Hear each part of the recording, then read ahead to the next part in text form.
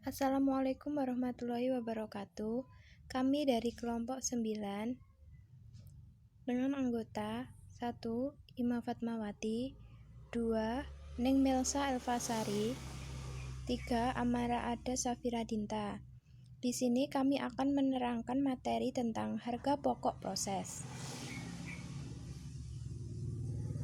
Poin pertama yaitu pengertian metode harga pokok proses. Metode harga pokok proses yang merupakan metode pengumpulan biaya produksi yang digunakan oleh perusahaan yang mengolah produknya secara massal. Di dalam metode ini, biaya produksi dikumpulkan untuk setiap proses selama jangka waktu tertentu. Selama periode tertentu itu, dengan jumlah satuan produk yang dihasilkan dari proses tersebut selama jangka waktu yang bersangkutan. Selanjutnya yaitu karakteristik harga pokok proses. Biaya dikumpulkan untuk setiap satuan waktu tertentu, misalnya bulan, tahun, dan sebagainya. Dalam produk yang dihasilkan bersifat homogen dan bentuknya standar, tidak tergantung spesifikasi yang diminta oleh pembelinya. Dalam kegiatan produksi didasarkan pada budget produksi atau schedule produksi untuk satuan waktu tertentu. Tujuan produksi untuk mengisi persediaan yang selanjutnya akan dijual. Dan kegiatan dalam produksi bersifat kontinu dan terus-menerus. Dan juga dalam total biaya maupun biaya satuan dihitung setiap akhir periode, misalnya akhir bulan dan akhir tahun. Selanjutnya yaitu manfaat informasi harga pokok proses. Di sini manfaatnya menentukan harga jual pokok produk.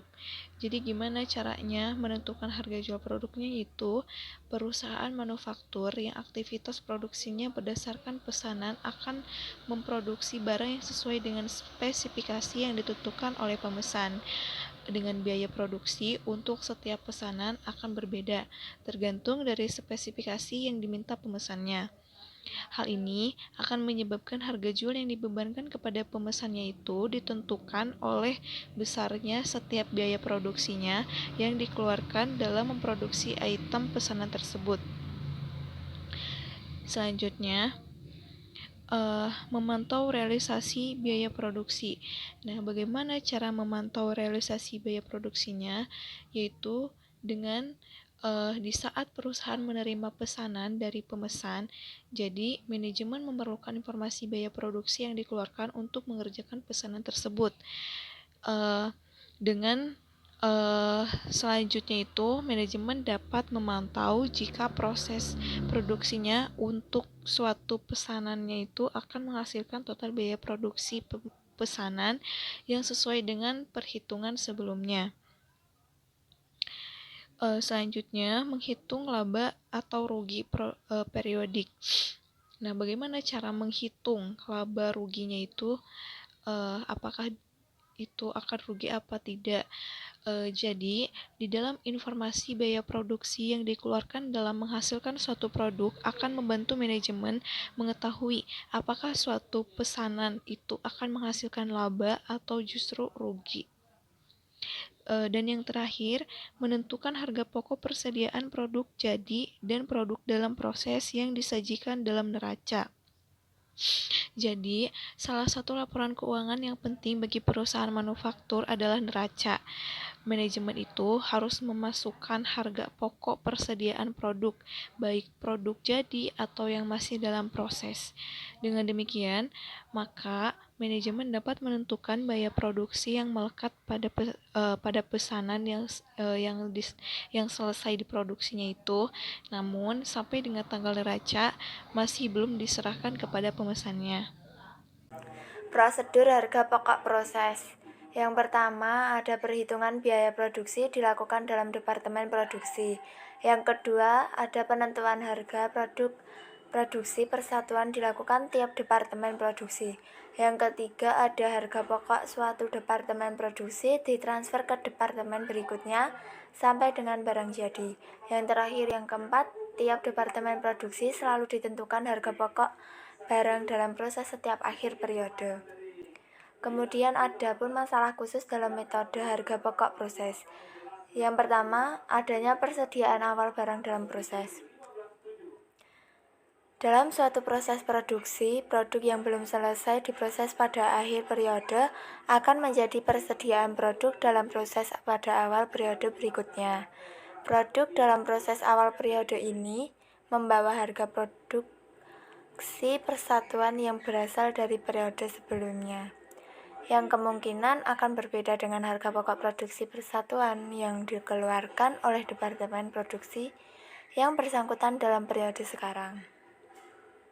Dengan demikian, jika dalam periode sekarang dihasilkan produk selesai yang ditransfer ke gudang atau departemen berikutnya, harga pokok yang melekat pada persediaan produk dalam proses awal akan menimbulkan masalah dalam penentuan harga pokok produk selesai tersebut. Yang kedua, adanya produk hilang dalam proses. Selama proses produksi berlangsung, ada kemungkinan terjadi produk hilang. Yang dimaksud dengan produk hilang adalah apabila jumlah unit yang dimasukkan dalam proses tidak sesuai dengan yang dihasilkan. Misalnya, masuk proses 1000 unit, jadi 900 unit dan masih dalam proses 50 unit, maka ada yang hilang 50 unit. Produk yang hilang dalam proses di dalam laporan harga pokok produksi harus disertakan sebagai pertanggungjawaban. Yang ketiga, adanya produk rusak dalam proses. Yang dimaksud dengan produk rusak adalah produk yang dihasilkan dalam proses produksi, di mana produk yang dihasilkan tersebut tidak sesuai dengan standar mutu yang ditetapkan. Tetapi secara ekonomis, produk tersebut dapat diperbaiki dengan mengeluarkan biaya tertentu, di mana biaya yang dikeluarkan cenderung lebih besar dari nilai jual setelah produk tersebut diperbaiki. Produk rusak ini umumnya diketahui setelah proses produksi selesai. Yang terakhir, yang keempat, adanya tambahan biaya bahan setelah departemen awal. Tambahan bahan baku ini mempunyai dua kemungkinan, yaitu kemungkinan yang pertama adalah tidak menambah jumlah produk yang dihasilkan oleh departemen produksi yang mengkonsumsi tambahan baku tersebut. Jika tambahan bahan baku tidak menambah jumlah produk yang dihasilkan, maka tambahan ini tidak berpengaruh terhadap perhitungan unit ekuivalensi produk yang dihasilkan, dan sebagai akibat tidak mempengaruhi perhitungan harga pokok produksi persatuan produk yang diterima dari departemen produksi sebelumnya. Adapun kemungkinan yang kedua, menambah jumlah produk yang dihasilkan oleh departemen produksi yang mengkonsumsi tambahan bahan baku tersebut. Jika terjadi tambahan produk yang dihasilkan dengan adanya tambahan bahan baku dalam departemen lanjutan setelah departemen produksi pertama, maka hal ini akan berakibat diadakannya penyesuaian harga pokok produksi persatuan produk yang diterima dari departemen produksi sebelumnya. Penyesuaian ini dilakukan karena total harga pokok produk yang berasal dari departemen sebelumnya, yang semula dipikul oleh jumlah tertentu, sekarang harus dipikul oleh jumlah produk yang lebih banyak sebagai akibat tambahan bahan baku tersebut. Akibatnya harga pokok produk per unit yang berasal dari departemen sebelumnya menjadi lebih kecil. Mengkonsumsi tambahan bahan baku tersebut. Jika terjadi tambahan produk yang dihasilkan dengan adanya tambahan bahan baku dalam departemen lanjutan setelah departemen produksi pertama, maka hal ini akan berakibat diadakannya penyesuaian harga pokok produksi persatuan produk yang diterima dari departemen produksi sebelumnya. Penyesuaian ini dilakukan karena total harga pokok produk yang berasal dari departemen sebelumnya, yang semula dipikul oleh jumlah tertentu, sekarang harus dipikul oleh jumlah produk yang lebih banyak sebagai akibat tambahan bahan baku tersebut. Akibatnya harga pokok produk per unit yang berasal dari departemen sebelumnya menjadi lebih kecil. Kemudian untuk contoh kasusnya yaitu PT Yudhistira Telekom atau perusahaan yang memproduksi komponen smartphone mengolah produknya secara massal melalui satu departemen. Adapun biaya yang dikeluarkan selama bulan Januari 2013 adalah sebagai berikut. Biaya bahan baku 162.500.000, biaya bahan penolong 100 juta, biaya tenaga kerja 185 juta, biaya overhead pabrik 200 juta. Kemudian total keseluruhannya yaitu 647.500.000. Jumlah yang dihasilkan adalah barang jadi sebanyak 4.500 kg, barang dalam proses sebanyak 500 kg. Di sini diminta untuk menghitung harga pokok produk jadi dan persediaan produk dalam proses. Kemudian untuk penyelesaian, menghitung harga pokok produk jadi sama dengan produk jadi dikali total biaya persatuan. Kemudian untuk menghitung harga pokok produk dalam proses sama dengan unit ekuivalen dikurangi barang jadi. Harga pokok produk jadi sama dengan 4.500 dikali 131.922 sama dengan 593.649.000. Harga pokok produk dalam proses terdiri dari biaya bahan baku dengan total 16.250.000, biaya bahan penolong 10 juta, biaya tenaga kerja 15.102.000, biaya overhead pabrik 12.500.100 rupiah. Kemudian kita total sama dengan 53.852.100 rupiah. Setelah itu kita jumlahkan lagi harga pokok produk jadi ditambah harga pokok produk dalam proses, yaitu 647.501.100 rupiah.